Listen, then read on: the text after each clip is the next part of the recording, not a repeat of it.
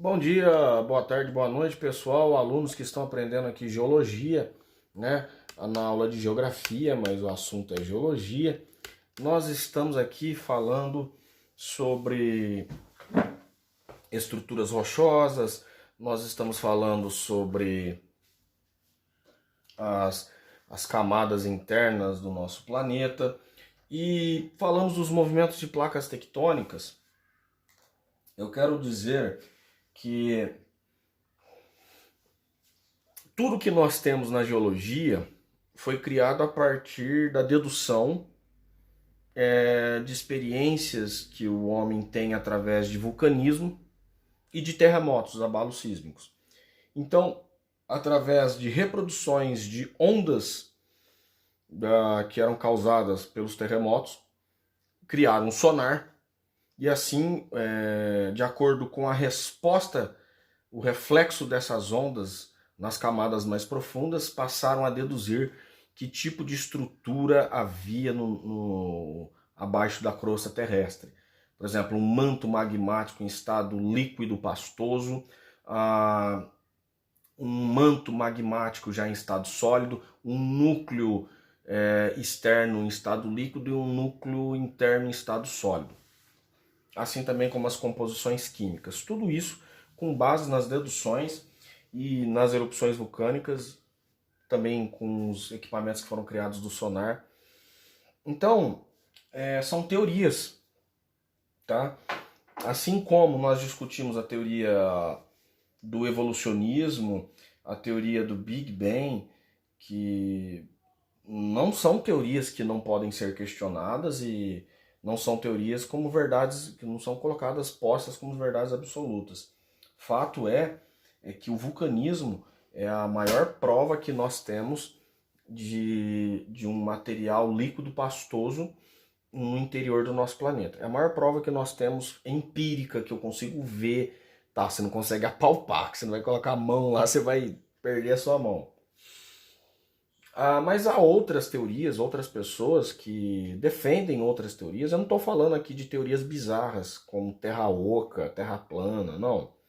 Há outras pesquisas geológicas, né, que tentam buscar respostas e que não encontram dentro essa atual teoria geológica, não sanam, não satisfazem as suas dúvidas e seus anseios, como posso dizer assim. Há uma outra teoria em que as placas tectônicas elas se deslocaram de forma muito intensa, muito rápida, e aí já é a primeira divergência. Se de um lado nós temos uma teoria que fala que as placas tectônicas elas foram se movendo há milhões de anos, né, que no passado havia um supercontinente chamado Pangeia, né, que era assim que nós víamos o planeta, né, um baita de um continente. Aí você tinha a América do Sul encaixada aqui com a África, olha aqui, América do Sul encaixada com a África, aqui você tinha a Antártida, aqui a Índia, a Austrália, a Ásia, né? Tudo formando um bloco só. Essa aqui era a Pangeia, tá, pessoal? É o que nós chamamos de um supercontinente. Por que Pangeia? Pangeia é uma palavra grega que pan vem de tudo, Geia a terra. Então, era uma única terra, uma única massa continental. E houve a separação desses continentes. Um dos geógrafos e geólogos que começou a questionar isso foi Alfred Wegener, porque ele via o encaixe, e até hoje nós conseguimos visualizar os continentes e falar, poxa, a América do Sul dá um encaixe perfeito no continente africano. A Europa encaixa perfeito na Ásia, melhor dizendo, a Europa encaixa perfeito na América do Norte. Você vê a Antártida, né? A península da Antártida encaixava entre a América do Sul e a África, a Índia ali entre a África e a Austrália. Todas essas coisas, de fato, observando, nós percebemos, não, aqui de fato estava junto. Não dá para negar que essa parte estava junto. Então, o primeiro ponto que os geólogos observaram que ambos que chegaram no acordo que esses continentes estavam juntos. O que diverge em suas teorias é que há um grupo menor de pesquisadores que afirmam que essa separação de placas tectônicas ocorreu de forma muito intensa e rápida e que o afastamento que ocorre hoje entre os continentes no atual momento de 2 centímetros por ano, eles dizem que é uma desaceleração de algo que já foi muito mais rápido e intenso. E praticamente nós estamos vendo os continentes estacionando. Seria essa a teoria. Tá? Essa teoria também afirma que os continentes se deslocando de forma muito lenta, como diz a maioria dos geólogos, a cada 2 centímetros por ano, não teria condições de formar montanhas tão grandes, né? Que falou que para formar montanhas precisaria ser um impacto muito grande. De fato, não está negando que não há colisão de placas tectônicas que formam as montanhas. Sim, a colisão de placas tectônicas formam sim as montanhas. Só que eles dizem assim: ó, nós defendemos a colisão de placas tectônicas que formam as montanhas. Sim, nós defendemos essa teoria. Essa turma aí defende essa teoria. Só que o seguinte, ele fala assim, para formar essas montanhas, eles afirmam que isso foi numa coisa muito mais intensa e abrupta, né? Numa velocidade muito rápida. Que ele diz que não seria possível formar montanhas numa velocidade tão lenta assim, no caso dos dobramentos modernos. O que é possível observar também, eu estou colocando questionamentos, porque nem tudo é absoluto, tá, pessoal? Acabei de ensinar isso para vocês, mas eu estou colocando que são teorias, tá? E a gente precisa, não quero falar que nem alguns blogueirinhos, né? A gente precisa questionar tudo. Mas se ouvir um gato miando aí, gente, os gatos tá no cio aí, pelo amor de Deus, só o sangue. O que acontece também é que nos dobramentos modernos aconteceu, eles reproduziram, né, os pontos mais altos e os pontos menores.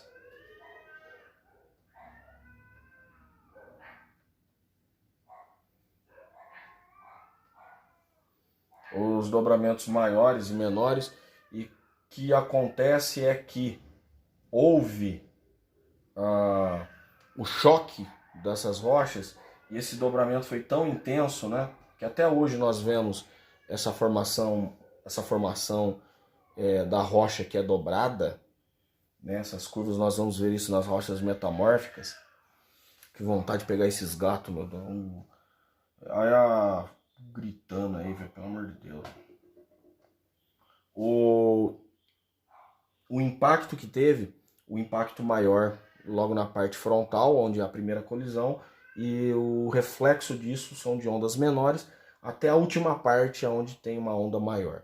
Eles fizeram isso com teste também, então eles acreditam aí desse movimento ser mais intenso.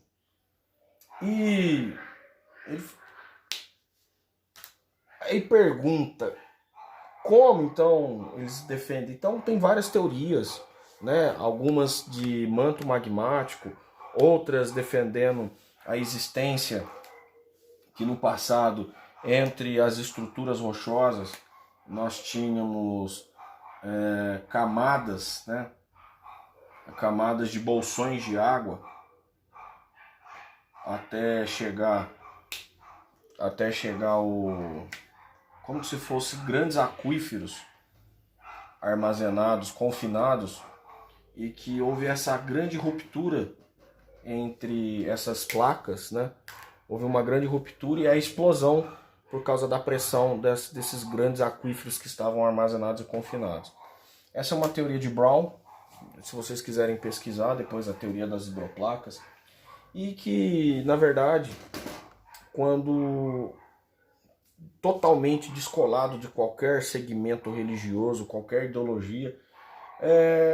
O problema dessa teoria é que quando a gente começa a investigar, ela fica muito próxima a alguns segmentos religiosos, aí por isso é descartado, né? Mas é uma teoria, tá, pessoal?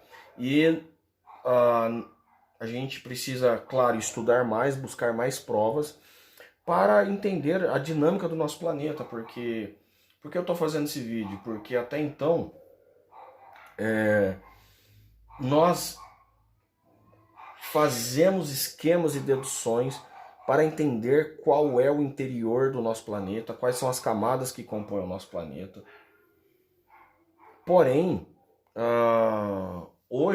até hoje, os geólogos, nós geógrafos, nós não conseguimos prever um terremoto.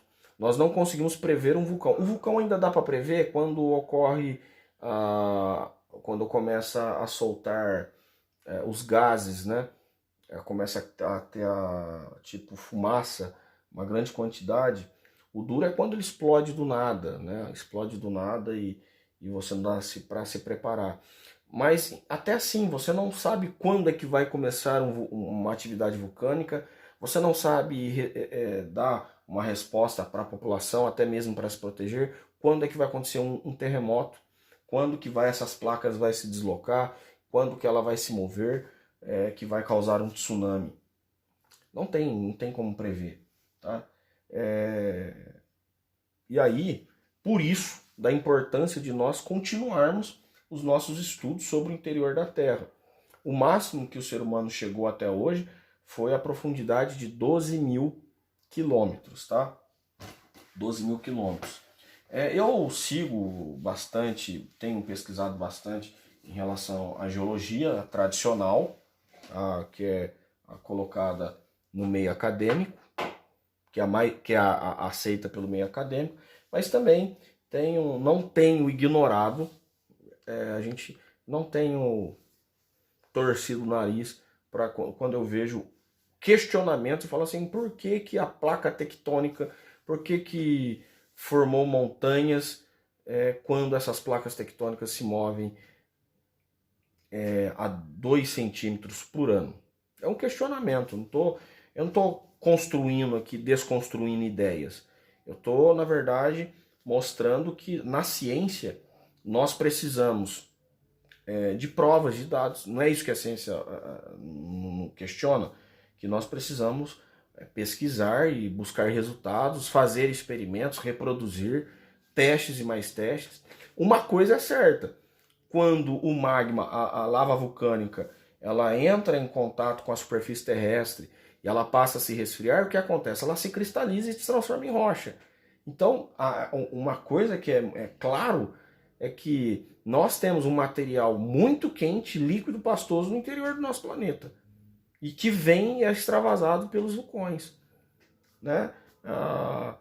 Uma dessas explicações. Uma outra explicação é aquele atrito de placas tectônicas, né, das próprias rochas raspando, o atrito tão grande ali acaba aquecendo, superaquecendo essas rochas e formando os bolsões de lavas vulcânicas que muito próximo das encostas de montanhas. Isso também é uma explicação também. Tem várias teorias, eu só estou colocando, postando isso aqui para nós entendermos que quando nós falamos de teorias, elas podem ser pesquisadas, elas podem ser questionadas, e para você questionar uma teoria, você tem que vir com argumentos muito fortes. Não basta apenas questionar por questionar. Então, o intuito aqui é para quem é apaixonado por geologia, vai fundo e mergulha e não deixa de pesquisar e aprender mais. E o melhor meio para se fazer isso é através das instituições de ensino, através das universidades. E pesquisando, e lendo, e buscando mais informações.